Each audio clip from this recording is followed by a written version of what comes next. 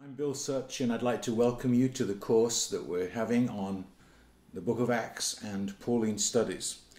I'm really excited to be able to teach this course, and I look forward to meeting you in June.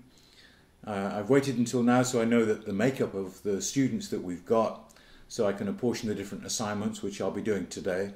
I'm excited about the course because it deals with two elements that to me are really fundamental in understanding the New Testament. The first thing, of course, is the fact that we'll be dealing with the text itself, and I love that.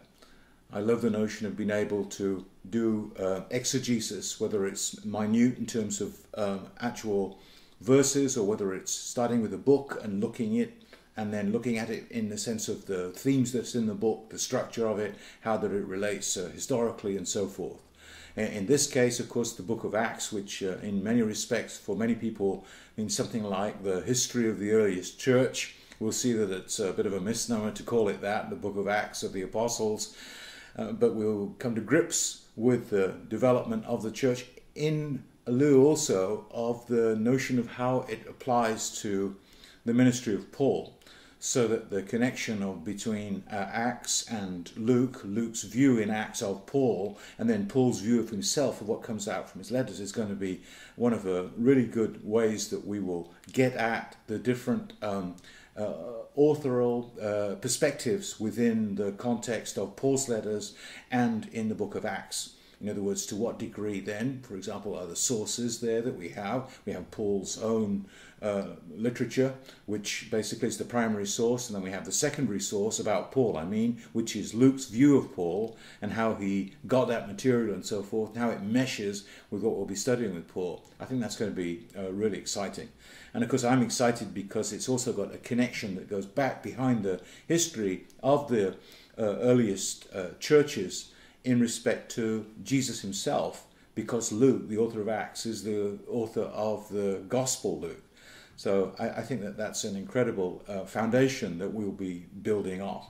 And when you consider that with Acts and Luke making up over half the New Testament with all Paul's literature, then I think we're in for something which we can come to grips with the most foundational way in which Jesus' own teachings, the message of the kingdom, was applied in a way in the earliest churches that saw it spread right throughout the Roman world. So I'm really pleased about that from that standpoint. From a personal level, I love it too, because Paul was, if I can say, when I started in ministry in New Zealand in the 1970s, late 70s, I was in a situation where I was single at the time in my 20s, and Paul was my model. Paul was sort of my hero. I didn't even want to be married because I thought it'd be better to be single, to be like Paul, because of the way that I could function within the church. I was very idealistic then, but Paul's always provided for me the basis from which to understand myself. I moved away from that perspective, that I'll explain sometime when I talk about my own journey. But one of the foundational things in my own Christian life, and I've been a Christian for 42 years, was after 8 to 10 years discovering the truth of what's in Galatians and Romans, discovering the notion of the difference between Christ and the church, so that the notion that the church is equal in authority to Christ, and that to obey Christ is to obey what the church tells you, that was ripped open, so to speak, by me when I studied Romans and Galatians, because I was in a situation where I needed that. I needed that completely. Well, what I like now, of course, is that Paul is one who was always anchored in the practical. He wasn't an academic, he was an intellectual. He didn't exist in some ivory tower as a student of Gamaliel in Jerusalem. He was forced by God and by the practicality of what it meant to be a Jewish intellectual then, to be in a situation whereby he had to deal with people. And then, of course, in the book of Acts and in Paul's letters, we see that in an extremely personal and practical way. So in other words, it's going to have relevance for us, for you, for me, in the way that we function ourselves amongst other Christians in terms of our responsibilities. Of course, Paul's also labeled as the genius of Western civilization in terms of the way that Western civilization cut its teeth, so to speak, off people like Augustine in the Middle Ages, and Paul's writings in particular, and the impact that they've had right the way through Augustine to Aquinas, and then of course in the time of the Reformation through people like Luther and Calvin. And then on a personal level, when you read biographies of these great theologians like Augustine, like Luther, like Karl Barth in the 20th century, where did they find the impetus of the foundation? Almost in a Pauline sense, I'm thinking of Acts with the 3 conversion stories of Paul in Acts. They found it in Romans. Augustine's little girl speaking and saying, pick up and read, when he was enchanted with the Manichaean form of Christianity that he had accepted up to that time. And that took him into Romans, and that then just opened up his whole notion of what it meant to be a Christian. You can read about this in Augustine's Confessions, and of course you've got Luther's own journey as a monk, and then Karl Barth ripping open the 19th century theology that was based upon human civilization and its growth, whereby the First World War ruined that in a sense for Barth. And where did he find sustenance? He found it in the Epistle to the Romans. And when he wrote his own Epistle to the Romans, if you've ever read that and compared it even with late 20th century commentaries on Romans, let alone the ones that are prior to the 19th century, you just see the nature of Barth's theology that's come through the Epistle to the Romans that he wrote himself. Incredible. Paul's a man of black and white to me. I remember preaching one of my early sermons in the 1970s in which I used the analogy of Paul being like Evel Knievel, from being let down in the basket in Damascus to escape the Jewish opposition right the way through to his eventual death, presumably in Rome in the early part of the 60s. Evel Knievel to me then, I'm not sure that you're familiar with who Evel Knievel was, but he was the daredevil rider who would use a motorcycle to ride over 15 buses and so on. In other words, Paul was everywhere. I think that took me into apocalyptic thinking, because Paul's thinking is so strong, and this will come out in our study of Paul in terms of what apocalyptic thinking is. We're going to see that it's the core of Paul's theology and not the husk that's got to be removed from it. And I struggle with that in terms of what it means to be a Christian today and hold to an apocalyptic mentality. We'll have much more to say about that. So I think this is going to be an exciting course. Looking at Paul, looking at Luke, looking at Paul through the eyes of Luke, and then looking at what Paul has to say himself. The methodology that I'm going to use is basically what I call the big picture. I'm going to be pushing us to look at the big picture of everything, because we've only got, it seems like 40 hours, but to get through our material, we've got to start and keep on the big picture, and then we'll delve into details of individual texts as we go along. And especially at night time, when we meet, we will be doing exegetical work from that standpoint of particular chapters. But we'll be looking at the big picture. What I want to say to you at this point is, you've got the book by Bird that you're working through, which is very straightforward in Paul, which will lay the sort of the foundation parameters from which we can move forward. The book by Witherington is incredible in terms of the depth that he goes through in explicating what the text of Acts says. And I've picked that example from Fee in terms of 1st and 2nd Thessalonians to give you an idea of how modern commentators then approach the early literature of Paul. So from this standpoint, what I'll do today is to lay out the assignments, look at the syllabus. The syllabus is very important, obviously, because it's my contract with you.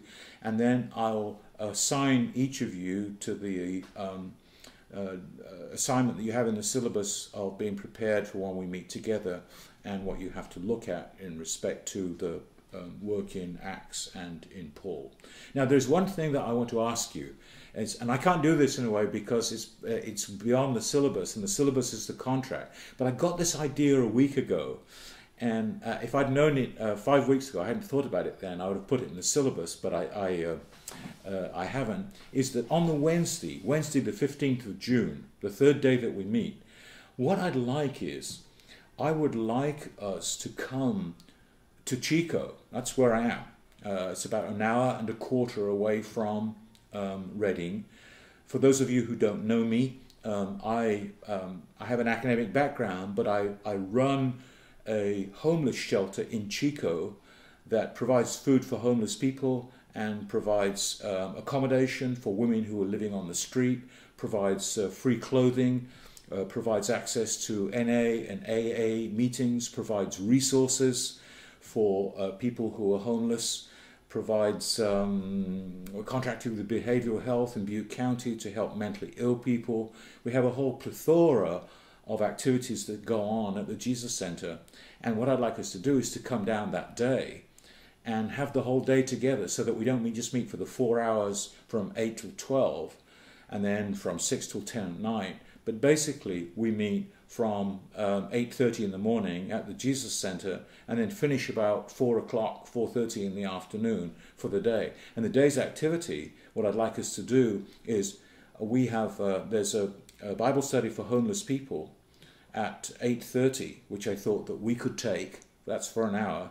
And then at 10 o'clock, I've got a community activist who's drawn his rationale to be on how he's an activist, and some of the things he's done in the community are incredible, from Acts chapter 17 and Paul's notion of being using the commonality of ideas that people have and then taking those ideas and expressing Christ through those ideas. In Paul's terms, to a statue to an unknown God. In this person's terms, in a completely different way. But I've got him coming and talking to us for an hour, in which we'll be able to respond to the practicality then of the application of these principles of what we'll be learning about in church history and Acts.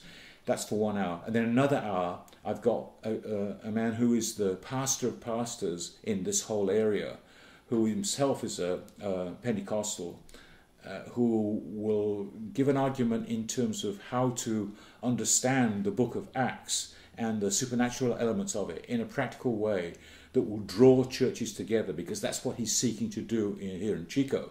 And then the third thing in the afternoon, which I want us to do, is I've got a Jewish rabbi who's in a synagogue that's close by to where we are. She has a PhD in Hebrew, and I'd like her to present arguments in respect to what would be her view at looking at, for example, at Galatians chapter 3, or the argument of the righteousness of God in Romans, to get a Jewish perspective today in respect to what Paul said about the righteousness of God and how that came out of his whole conversion experience. I believe that. I'll be arguing that as we get together. So those things are going on for the day. We'll debrief and we'll cover our material. That's on that Wednesday.